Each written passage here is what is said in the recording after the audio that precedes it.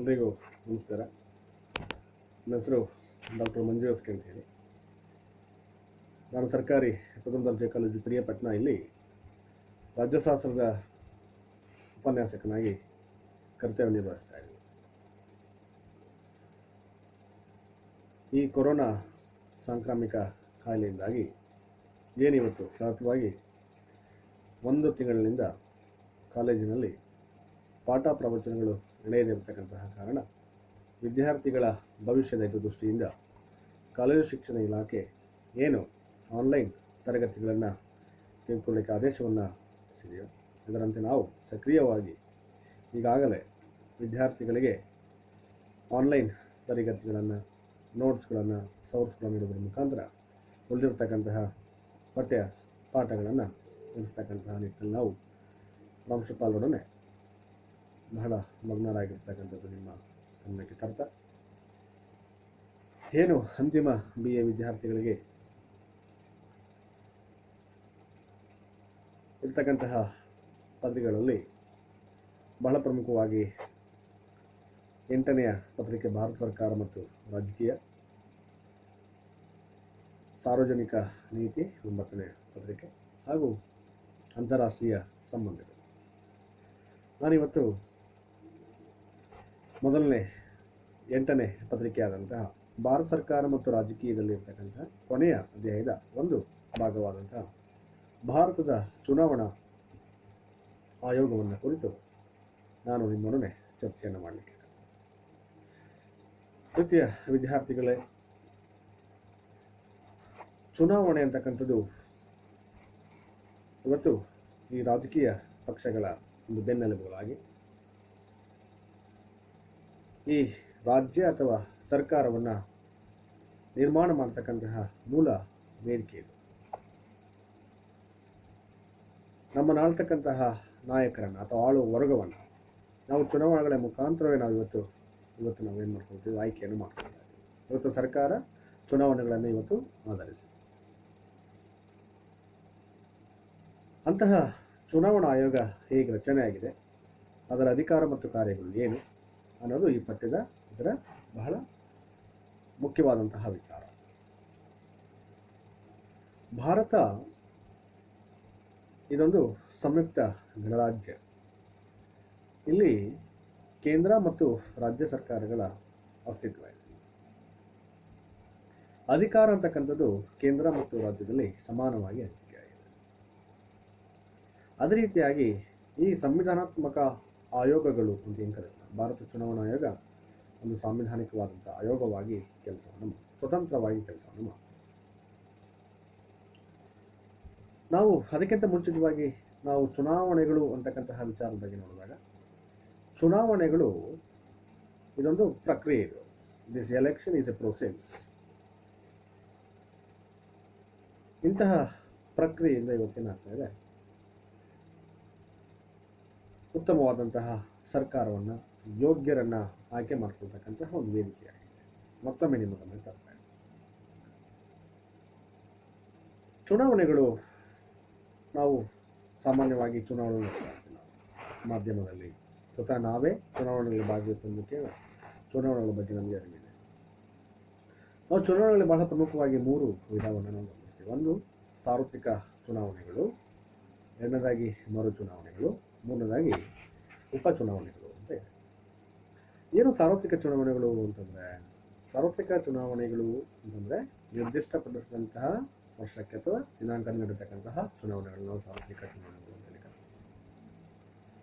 ಇನ್ನು ಮರು ಚುನಾವಣೆಗಳು ಅಂತಂದರೆ, ಈಗ ಆಲ್ರೆಡಿ ಆಯ್ಕೆ ಆದಂತಹ ಅಥವಾ ಚುನಾವಣೆ ನಡೆದಿರ್ತಕ್ಕಂತಹ ಸಂದರ್ಭದಲ್ಲಿ, ಚುನಾವಣೆಯಲ್ಲಿ ಏನಾದರೂ ಲೋಪ ನಡೆದಂತಹ ಸಂದರ್ಭದಲ್ಲಿ, ಮತ ಎಣಿಕೆಯ ಸಂದರ್ಭದಲ್ಲಿ ಏನಾದರೂ ಗೊಂದಲಗಳು ಸೃಷ್ಟಿಯಾದಂತಹ ಸಂದರ್ಭದಲ್ಲಿ ಅರ್ಜಿದಾರ ಅಥವಾ ಚುನಾವಣೆ ಸ್ಪರ್ಧಿಸಿರ್ತಕ್ಕಂತಹ ವ್ಯಕ್ತಿ ಚುನಾವಣಾ ಆಯೋಗಕ್ಕೆ ದೂರು ನೀಡುವುದರ ಮೂಲಕ ಅಲ್ಲೇನಾಗ್ಬೋದು, ಅದಕ್ಕೆ ನ್ಯಾಯವನ್ನು ಕಂಡುಕೊಳ್ಳಬಹುದು. ಆಗ ಚುನಾವಣಾ ಆಯೋಗ ಆ ನಿರ್ದಿಷ್ಟಪಡಿಸಿದಂತಹ ಸ್ಥಾನಕ್ಕೆ ಅಥವಾ ಯಾರಿಗೆ ಗೊಂದಲ ಆಗಿದೆಯೋ ಅಂತಹ ಸಂದರ್ಭದಲ್ಲಿ ಮರು ಚುನಾವಣೆಗಳನ್ನು ಕಂಡಕ್ಟ್ ಮಾಡ್ತಕ್ಕಂಥ ಅಧಿಕಾರ ಇದೆ. ಹಾಗಾಗಿ ಮರು ಚುನಾವಣೆಗಳು ಅಂತಂದರೆ ಮತ್ತೊಂದು ಸಾರಿ ಚುನಾವಣೆಗಳನ್ನು ನಡೆಸ್ತಕ್ಕಂಥ. ಇನ್ನು ಉಪಚುನಾವಣೆಗಳು. ಉಪಚುನಾವಣೆಗಳು ಅಂತಂದರೆ ಈಗ ಆಲ್ರೆಡಿ ಚುನಾವಣೆ ಸ್ಪರ್ಧಿಸಿ ಆಯ್ಕೆಗೊಂಡು ಜನಪ್ರತಿನಿಧಿ ಆದಂಥವರು ಏನಾದರೂ ಅಕಾಲಿಕ ಮರಣಕ್ಕೆ ತುತ್ತಾಗಿರ್ತಾನೆ ಅಥವಾ ಅವರ ಸ್ಥಾನಕ್ಕೆ ರಾಜೀನಾಮೆಯನ್ನು ನೀಡಿದಂತಹ ಸಂದರ್ಭದಲ್ಲಿ, ಅವರ ಸ್ಥಾನ ತಿರುವಿದಂತಹ ಸಂದರ್ಭದಲ್ಲಿ ಏನಾಗ್ತದೆ, ಮತ್ತು ಆ ಒಂದು ನಿರ್ದಿಷ್ಟ ಕ್ಷೇತ್ರದಲ್ಲಿ ಎರಡೂ ಜನ ಅಭ್ಯರ್ಥಿಗಳು ಸ್ಪರ್ಧಿಸಿ ಸಮಾನವಾದಂತಹ ಮತಗಳು ಬಂದಂತಹ ಸಂದರ್ಭದಲ್ಲಿ ಏನಾಗ್ತದೆ, ಅಲ್ಲಿ ಉಪಚುನಾವಣೆ ನಡೆಸ್ತಕ್ಕಂತಹ ಸಂಭವ ಬರ್ತದೆ. ಹಾಗಾಗಿ ನಾವು ಬಹಳ ಪ್ರಮುಖವಾಗಿ ಸಾರ್ವತ್ರಿಕ ಚುನಾವಣೆಗಳು, ಮರು ಚುನಾವಣೆಗಳು ಮತ್ತು ಉಪಚುನಾವಣೆಗಳನ್ನು ನಾವು ಸಾಮಾನ್ಯವಾಗಿ ನೋಡ್ತೇವೆ. ಸಾರ್ವತ್ರಿಕ ಚುನಾವಣೆ ದೇಶದಲ್ಲಿ 5 ವರ್ಷಕ್ಕೊಮ್ಮೆ ನಡೀತದೆ. ಅದು ಲೋಕಸಭಾ ಮತ್ತು ರಾಜ್ಯ ವಿಧಾನಸಭಾ ಚುನಾವಣೆ ಅಥವಾ ರಾಷ್ಟ್ರಪತಿಯವರ ಚುನಾವಣೆ ಕೂಡ ಇರ್ತದೆ. ಏನು ಚುನಾವಣಾ ಆಯೋಗ ಹೇಗೆ ರಚನೆಯಾಗಿದೆ?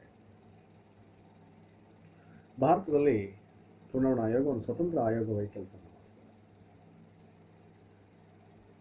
ಚುನಾವಣಾ ಆಯೋಗದಲ್ಲಿ ಆಯೋಗದ ಮುಖ್ಯಸ್ಥರು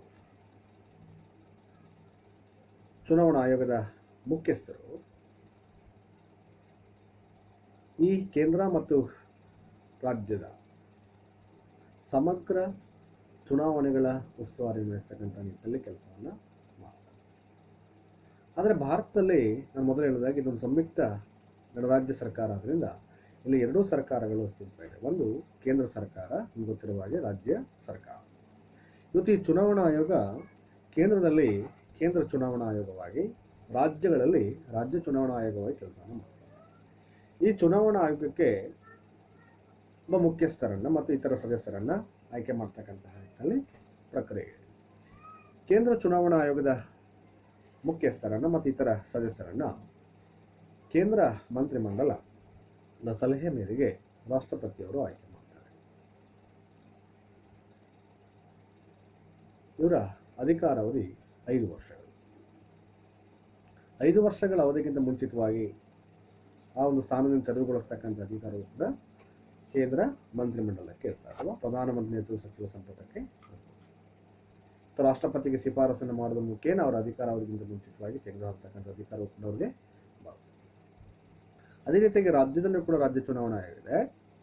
ರಾಜ್ಯ ಚುನಾವಣಾ ಆಯೋಗದ ಮುಖ್ಯಸ್ಥರನ್ನು ಕೂಡ ರಾಜ್ಯಪಾಲರು ಸರ್ಕಾರದ ಸಲಹೆ ಮೇರೆಗೆ ಅವರನ್ನು ಆಯ್ಕೆ ಮಾಡ್ತಾರೆ. ಇತರ ಸದಸ್ಯರನ್ನು ಕೂಡ ಆಯ್ಕೆ ಮಾಡ್ತಾರೆ. ಇವರಿಗೆಲ್ಲರೂ ಕೂಡ ಅಪಾರವಾದಂತಹ ಪಾಂಡಿತ್ಯ ಇರಬೇಕು, ಜೊತೆಗೆ ಉನ್ನತವಾದಂತಹ ಜವಾಬ್ದಾರಿಗಳು ನಿರ್ವಹಿಸ್ತಕ್ಕಂಥ ಅನುಭವ ಇರಬೇಕು. ಜೊತೆಗೆ ಯಾವುದಾದರೂ ಇತರ ಹೈಕೋರ್ಟ್ ಆಗಿರ್ಬೋದು ಅಥವಾ ಇನ್ನಿತರ ಉನ್ನತವಾದಂತಹ ಸ್ತರಗಳಲ್ಲಿ ಅವರು ಕೆಲಸ ಮಾಡತಕ್ಕಂತಹ ಉತ್ತಮ ಪಾರಂಡಿತ್ಯವನ್ನು ಕೂಡ ಅವರು ಹೊಂದಿರಬೇಕಾಗ್ತದೆ. ಅಂಥವರನ್ನು ಆಯೋಗದ ಮುಖ್ಯಸ್ಥರನ್ನಾಗಿ ನೇಮಕ ಮಾಡ್ಕೊಳ್ಳೋ ಅಧಿಕಾರ ಇದೆ. ಹಾಗಾದ್ರೆ ಏನು ಚುನಾವಣಾ ಆಯೋಗ ಏನಕ್ಕಿದೆ? ಅಂದಿನ ಕಾಲದಲ್ಲಿ ಚುನಾವಣೆಗಳು ಪ್ರತ್ಯಕ್ಷವಾಗಿ ಇರ್ತಿವೆ. ನಾವು ಚುನಾವಣೆಯಲ್ಲಿ 2 ಪದ್ಧತಿಯನ್ನು ಕಾಣ್ತೀವಿ. ಒಂದು ಪ್ರತ್ಯಕ್ಷ ಚುನಾವಣೆಗಳು, ಇನ್ನೊಂದು ಪರೋಕ್ಷ ಚುನಾವಣಾ ಪದ್ಧತಿ. ಪ್ರತ್ಯಕ್ಷ ಚುನಾವಣೆಗಳು ಅಂತಂದ್ರೆ, ಪ್ರತ್ಯಕ್ಷ ಚುನಾವಣಾ ಪದ್ಧತಿಯಲ್ಲಿ ಏನು ಅಂತಂದ್ರೆ,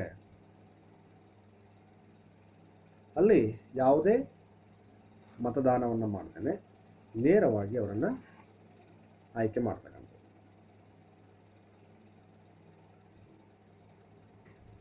ಅಥವಾ ಅವರನ್ನು ನೇರವಾಗಿ ಆಯ್ಕೆ ಮಾಡೋದ್ರ ಮುಖಾಂತರ ಅಥವಾ ಜನರು ಮತದಾನದಲ್ಲಿ ಭಾಗಿಯಾಗ್ತೇನೆ,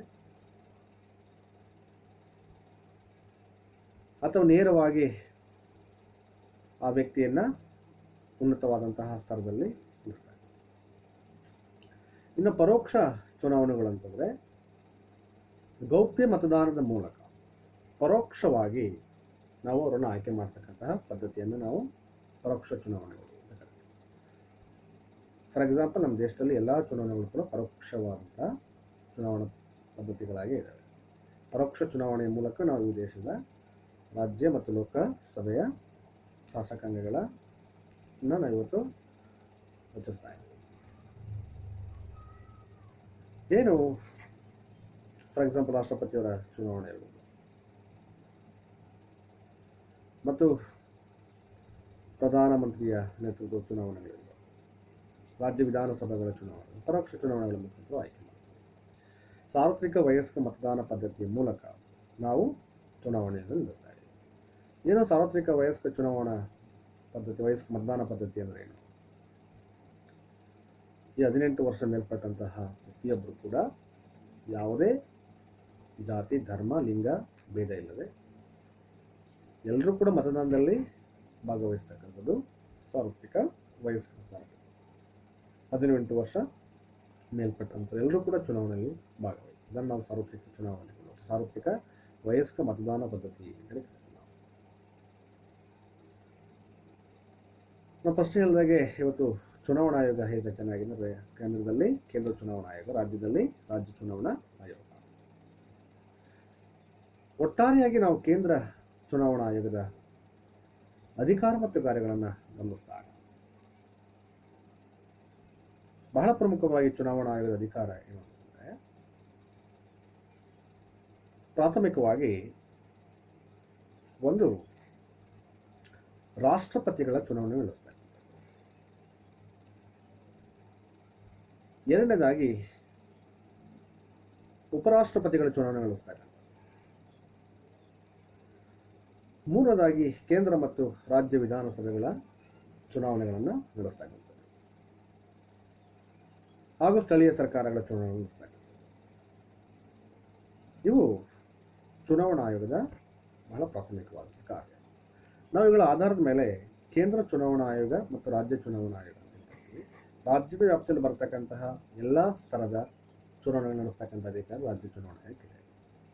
ಕೇಂದ್ರ ಮಟ್ಟದ ಹುದ್ದೆಗಳಿಗೆ ಅಥವಾ ಕೇಂದ್ರ ಮಟ್ಟದ ಸ್ಥಾನಗಳಿಗೆ ಅಥವಾ ಕೇಂದ್ರ ಸರ್ಕಾರದ ರಚನೆಗೆ ಕೇಂದ್ರ ಚುನಾವಣಾ ಆಯೋಗ ಚುನಾವಣೆಗಳನ್ನು ನಡೆಸ್ತಕ್ಕಂಥದ್ದು. ನಾವಿಲ್ಲಿ ಕೇಂದ್ರ ಚುನಾವಣಾ ಆಯೋಗದ ಬಗ್ಗೆ ನಾವು ನೋಡಿದಾಗ ಬಹಳ ಪ್ರಮುಖವಾಗಿ ಯಾರೆಲ್ಲ ಚುನಾವಣೆಗಳಲ್ಲಿ ಕೇಂದ್ರ ಚುನಾವಣಾ ಆಯೋಗ ಮಾಡ್ತದೆ ಅಂದಾಗ, ರಾಷ್ಟ್ರಪತಿ ಮತ್ತು ಉಪರಾಷ್ಟ್ರಪತಿಗಳ ಚುನಾವಣೆಗಳು, ಹಾಗೆ ಸಂಸತ್ತಿನ ಚುನಾವಣೆ. ರಾಷ್ಟ್ರಪತಿಯವರ ಚುನಾವಣೆಗಳು ನಡೆಸ್ತಕ್ಕಂಥ ಅಧಿಕಾರ ಕೇಂದ್ರ ಚುನಾವಣಾ ಆಯೋಗಕ್ಕಿದೆ.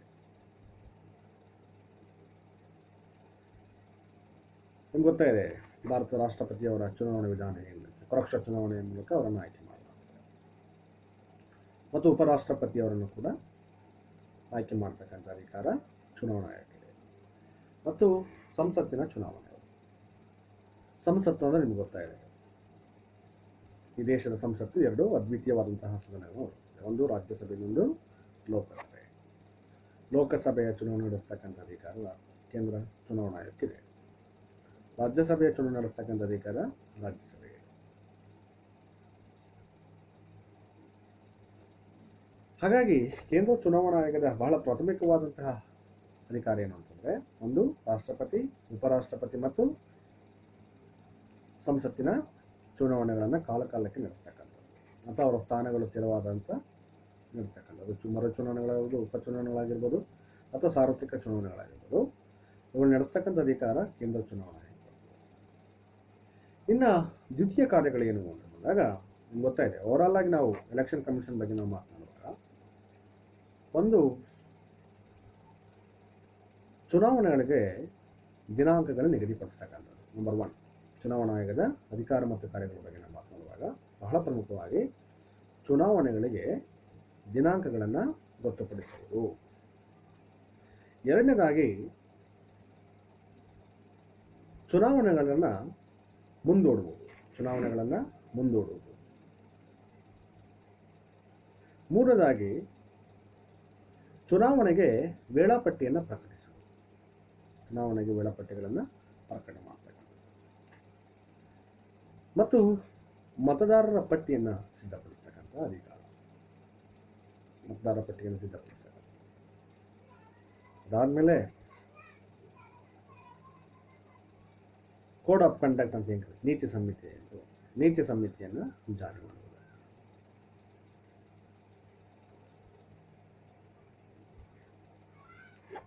ಚುನಾವಣಾ ಪಟ್ಟಿಯಲ್ಲಿ ಮತದಾರರ ಹೆಸರನ್ನು ನೋಂದಾಯಿಸಿಕೊಳ್ಳುವುದು. ಈಗ ಹೊಸ ಮತದಾರರು ಇರ್ತಾರೆ, ಅಂತಹ ಹೆಸರನ್ನು ನೋಂದಾಯಿಸಿಕೊಳ್ತಕ್ಕಂಥ. ಚುನಾವಣಾ ಸಾಕ್ಷರತಾ ಅಭಿಯಾನಗಳನ್ನು ಏರ್ಪಡಿಸಿ ಹೊಸ ಮತದಾರರಿಗೆ ಗುರುತಿನ ಪತ್ರವನ್ನು ನೀಡ್ತಕ್ಕಂಥ, ಮತದಾನ ಪತ್ರವನ್ನು ನೀಡ್ತಕ್ಕಂಥದ್ದು, ಅದನ್ನು ವಿತರಿಸ್ತಕ್ಕಂಥ ಕೆಲಸ. ಅದಾದಮೇಲೆ ಚುನಾವಣಾ ಆಯೋಗದ ಕೆಲಸ ಏನು ಅಂದರೆ